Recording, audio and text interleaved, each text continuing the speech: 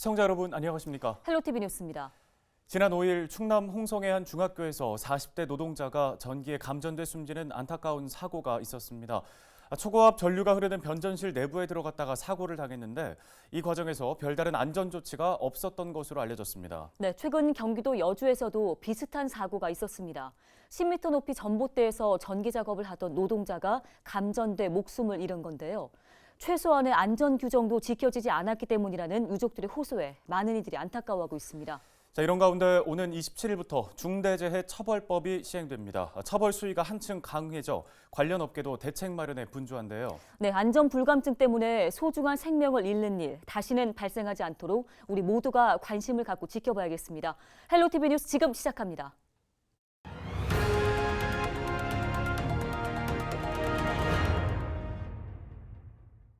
네, 6일 0시 기준 인천 지역의 코로나19 확진자 수는 전날 대비 283명 증가했습니다. 인천 지역의 신규 확진자 수는 이틀 연속 200명대를 기록했는데요. 코로나19 관련 사망자도 발생했습니다. 병원 입원을 거부한 상태로 자택 격리 중이던 시민 1명이 사망하는 등 모두 6명이 사망했습니다. 집단 감염도 이어졌는데요. 새롭게 집단 감염으로 분류된 부평구의 한 어린이집과 관련해 12명의 추가 확진자가 발생했습니다. 6일 0시 기준 경기 지역에서는 신규 확진자가 1,526명 발생했습니다. 전일 대비 소폭 상승했는데요. 부천 지역의 신규 확진자 수는 65명, 김포 지역의 신규 확진자 수는 62명입니다. 부천 대장안 동네 도시개발 사업을 추진을 중단하겠다고 일방적으로 통보했던 LH 인천 지역 본부가 6일 오후 부천시청에서 주민의 의견을 청취했습니다. LH 인천본부 지역균형재생처는 정상 추진을 요구하는 부천시와 대장안 동네 주민들에게 정상 추진 필요성에 공감한다고 밝혔습니다. 또 LH 본사를 설득하기 위해 대장안 동네 도시개발 사업 정상 추진 의견을 보낼 것이라고 덧붙였는데요. LH는 이르면 다음 주까지 대장안 동네 도시개발 사업 추진 여부 입장을 다시 밝힐 예정입니다. 다음 소식입니다. 90년대 초 부천 중동과 고양 일산 등 수도권 5개 지역에 조성됐던 1기 신도시가 어느덧 입주 30년을 맞았습니다. 세월이 흐르면서 다양한 도시 문제들이 발생하고 있어서 주거 환경 개선이 시급한 상황인데요. 네, 1기 신도시 문제가 이제 대선 주자들의 공약으로도 등장을 할 만큼 관심이 큽니다. 자, 6일 오전 국회에서 노후 1기 신도시 활성화에 대한 공동 토론회가 열렸는데요. 보다 자세한 소식을 보도국 취재기자를 연결해 들어보겠습니다. 자, 이정화 기자, 토론회에서 어떤 내용들이 나왔습니까? 네, 경기 부천과 고양, 성남, 안양, 군포까지 5개 지자체가 함께 자리했습니다. 모두 1기 신도시가 있는 도시들인데요. 도시주택 전문가와 해당 지자체장들이 함께 현재 1기 신도시의 문제점, 여기에 따르는 제도, 해법에 대한 부분들을 과연 어떻게 풀어나가야 할지 고민했습니다. 이미 부천시 등 1기 신도시가 포함된 지자체장들은 지난해 12월 노후 신도시 활성화를 촉구하는 기자회견을 비롯해 공동대응 협약을 체결한 적이 있습니다. 이후 두 번째 만남인 건데요. 1기 신도시 문제가 드러나기 시작하면서 이제는 현 시점에서 문제점을 진단하고 필요한 대책들이 실질적으로 논의돼야 하는 시점입니다. 1기 신도시는 계획 도시이기 때문에 원도심보다 생활의 기반이 잘 갖춰져 있다는 게 가장 큰 장점일 텐데요. 하지만 이 장점들을 그대로 가져가면서 재건축을 추진하려고 해도 여유 용적률이 없거나 분양가 상한제에 걸리는 등 규제가 많이 묶여 있는 상황입니다. 또 1기 신도시 평균 용적률은 최대 226%로 재건축에서는 사업성이 부족한 경우가 많습니다. 네, 규제나 제도가 일단 큰 걸림돌이라는 얘기인데, 자, 마른 신도시지만 이미 30년이 됐기 때문에 노후화의 문제가 발생하면서 주민들의 생활 측면에서도 불편이 상당했을 것 같은데요. 네, 일단 주차면도 크게 부족하고요. 커뮤니티 시설이 현 시점 눈높이에 맞지 않다거나 기계 설비가 노후됐거나 또 층간 소음도 있고요. 다양한 문제들이 잇따르고 있습니다. 안전성 측면에서도 우려가 큰데요. 일단 30년 이상이 됐기 때문에 내구 연한이 훨씬 지난 상태인 겁니다. 그 예로 일단 지난해 7월에 부천 중동의 한 아파트 단지에서 노후 변압기 화재로 인한 대규모 정전 사태가 일어나면서 시민들이 큰 불편을 겪기도 했습니다. 자, 대안이 시급해 보이는데 그렇다면 문제 해결을 위해서는 어떤 해법들이 나왔나요? 네, 일기 신도시가 처음 추진됐을 때 당시 계획 도시의 장점을 활용해서 전반적으로 이 재구조화 작업이 이루어져야 한다는 지적이 있었습니다. 앞으로 리모델링에 대한 관심은 계속해서 커질 텐데 현재 추진 중인 3기 신도시와의 연결고리, 그러니까 어떻게 효과적으로 연계할 수 있을 것이냐에 대한 논의가 필요하다는 견해도 있었습니다. 주택 성능 향상을 위한 리모델링 취지에 맞는 인허가 제도가 필요하고 안전성 검토 심의에 대한 합리적 개선, 또 용적률 현안과 관련된 제도의 일원화 등 정부가 대응을 해야 한다는 겁니다. 그래서 해당 지자체들은 리모델링 특별법 제정을 요구하고 있고요. 이 정기적으로는 유지 관리가 쉬운 그 설계와 시공을 정착시켜야 한다. 그렇게 언급을 했습니다.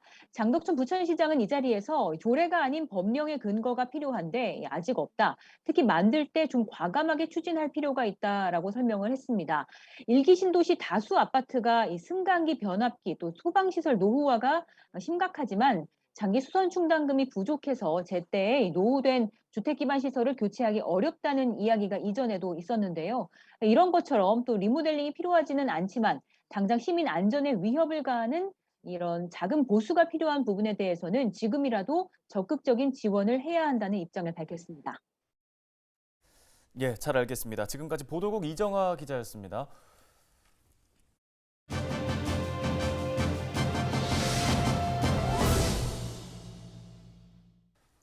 다음 소식입니다. 인천시의회가 개수조정회의 공개 운영 제안을 거부하자 시민단체가 이에 대한 논평을 내고 제도 개선을 촉구했습니다. 네, 이순정 인천경실련 운영지원팀장을 연결해서 관련 이야기 나눠보겠습니다. 안녕하십니까?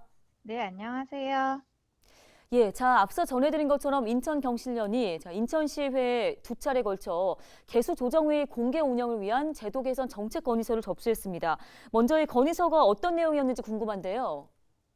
인천시의회는 그동안 다음 연도 예산 편성을 위한 예산 심사 과정에서 영향력 있는 의원들의 쪽지 예산, 셀프 예산 문제 등으로 예산 심사의 투명성, 공정성을 지적받아 왔습니다. 이러한 깜깜이 예산 심사로 인한 피해는 고스란히 시민들에게 돌아갈 수밖에 없습니다. 이에 인천경실련은 차기 년도 예산을 마지막으로 심사를 하는 시의회 예결특위, 개수조정회의의 전체 과정을 시민들에게 공개하라고 건의했습니다. 만약 시민들이 개수조정회의에 방청을 할 수 없다면 회의 속기록이라도 공개하라고 요구한 것입니다. 그래야 시민의 세금을 공정하고 투명하게 편성하고 있는지 시민들 스스로가 감시할 수 있기 때문입니다. 네, 인천시의회는 인천경실련에서 제안한 개수조정회의 공개 운영 제안을 거부했습니다. 자, 인천경실련 측 이에 대해서 비판하는 논평을 냈는데요. 자세한 입장을 좀 들어보겠습니다. 네, 부평구 지역구인 신은호 의장과 계양부가 지역구인 김종득 예산결산특별위원장은 개수조정회의를 운영하는 예결특위위원을 상대로 한 공개 여부 찬반 설문조사 결과를 내세워서 개수조정회의 공개를 거부했습니다. 총 13명 중에 무려 9명, 70% 가까이가 반대했다는 명분을 내세운 것입니다. 반대 이유를 보면 개수 조정 진행이 어렵다, 의원의 고유 권한을 침해한 거다, 시기상조다 등의 핑계를 댔는데 의원들의 자질이 의심스럽습니다. 인천경실련은 헌법에 보장된 시민의 알 권리를 무시하는 반민주적인 밀실의정이라고 비판했습니다. 예, 말씀해 주셨듯이 깜깜이 예산 심사를 지적하고 계신 건데 개선책이 필요할 것 같습니다. 어떤 의견이십니까? 네, 시민단체를 중심으로 개수조정 방청 허가를 요구하는 헌법 소원 등이 이어지자 국회는 차선책으로 2000년부터 속기록을 공개했고 2005년 7월 국회법을 다시 개정해 개수조정 전체 과정을 속기록으로 모두 공개하고 있습니다. 서울시의회의 경우 2019년 심의 결과 자료를 공개하기로 했고 과천시의회는 유튜브로 실시간 중계와 속기록을 공개하고 있습니다. 인천시의회도 시민의 알 권리 보장과 예산 심사의 공정성, 투명성 확보 차원에서 개수조정 회의의 공개 운영 방안을 찾아야 할 것입니다. 네, 잘 들었습니다. 지금까지 인천경실련 이순정 운영지원팀장이었습니다.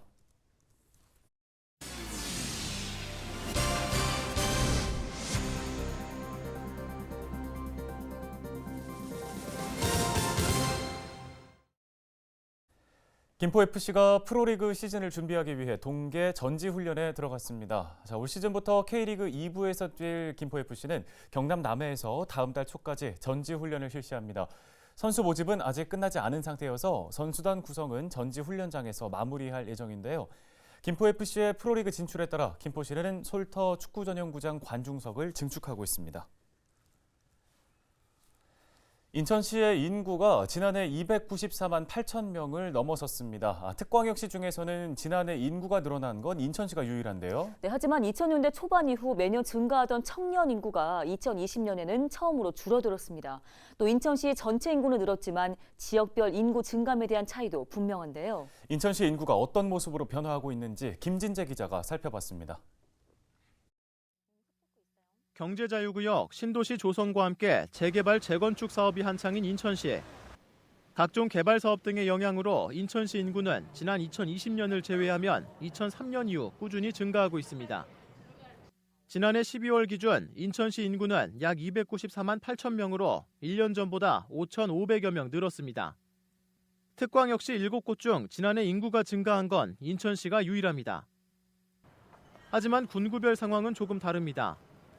지난해 인천시 10개 군구 중 절반은 인구가 증가하고 나머지 지역에서는 인구가 감소했습니다. 부평구와 계양구를 비롯해 동구, 남동구, 옹진군 인구가 줄었는데 부평, 계양은 꾸준한 감소세를 보이고 있습니다. 지난 2014년 55만 7천여 명이던 부평구 인구는 해마다 줄어 지난해 48만 명대를 기록했습니다. 계양구 인구도 지난 2013년 이후 계속 감소해 지난해 약 29만 5천 명이 됐습니다. 신도시 조성 등 개발 사업이 이루어지는 연수구, 중구, 서구 인구가 지속적으로 증가하고 있는 것과는 대조적입니다. 고령화 현상으로 인천 내 노인 인구 증가세도 뚜렷합니다. 전체 인구 중 만 65세 이상이 차지하는 비율인 고령화율은 지난 2011년 8.9%에서 지난해 14.8%로 상승했습니다. 최근 10년간 인천시 인구는 5.25% 증가했는데 그 사이 노인 인구는 73.8% 늘었습니다. 청년층의 지역 이탈 현상도 눈에 띕니다. 인천시가 외국인 포함 지역 내 만 19세에서 39세 청년 인구를 분석한 결과 지난 2020년 17년 만에 처음으로 청년 인구가 감소했습니다. 지난 2020년에 인천 내 청년 인구 6,800여 명이 순감했는데 이들이 인천을 떠난 주요 이유는 직업과 가족, 주택이었습니다. 지역별로는 연수구와 중구를 제외한 모든 군구에서 청년 인구가 감소했고 특히 부평구와 계양구에서 가장 많은 청년이 다른 지역으로 떠났습니다. 당장 인구 하락세는 면한 인천시. 지역에서는 군구별 인구 양극화와 청년 이탈 현상이 나타나고 있습니다. 헬로티비 뉴스 김진재입니다. 청년 인구가 줄고 있는 이유가 일자리 때문이라는 내용인데요. 인천은 수도권임에도 불구하고 청년 일자리 문제가 좀처럼 나아지지는 않는 모습입니다. 네, 그러니까요. 원도심과 신도시 인구 양극화 문제도 사실 고민입니다. 3기 신도시 공급 때문에 지역별 인구 양극화 속도는 더 빨라질 것 같은데요. 다가오는 선거에서 해안이 좀 나오기를 바라겠습니다.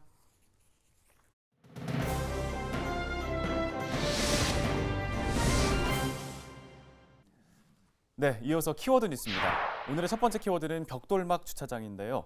부평구 십정 이동 동암역 인근의 벽돌막 공영 주차장이 문을 열었다는 소식입니다. 이 옛 농업기술센터 부지에 지어진 벽돌막 공영 주차장에는 118대의 차량이 주차할 수 있습니다. 이 벽돌막이라는 주차장 이름은 인접한 사거리 이름에서 따왔다고 하는데요. 주차난을 겪던 지역 주민들에게는 정말 반가운 소식입니다. 네, 이번 키워드는 항공정비입니다. 항공정비는 공항을 품고 있는 인천에서 적극적으로 추진하고 있는 미래 먹거리 사업 중에 하나인데요. 인천시와 대한항공이 항공정비 산업 발전을 위한 업무 협약을 체결했습니다. 인천시와 대한항공은 연구개발과 전문 인력 양성 등 항공정비 산업의 활성화와 제도 개선을 위해 함께 노력할 것을 약속했는데요. 특히 대한항공은 엔진 정비 기술과 노하우를 바탕으로 엔진 정비 클러스터를 구축하는 등 시설 투자에도 나설 계획입니다. 인천시도 대한항공의 엔진 정비 클러스터 구축을 적극적으로 돕기로 했는데요. 클러스터가 구축될 경우 약 1,000명의 항공기 엔진 기술 일자리가 창출될 것으로 예상됩니다. 뉴스를 마칩니다. 네, 시청해주신 여러분 고맙습니다.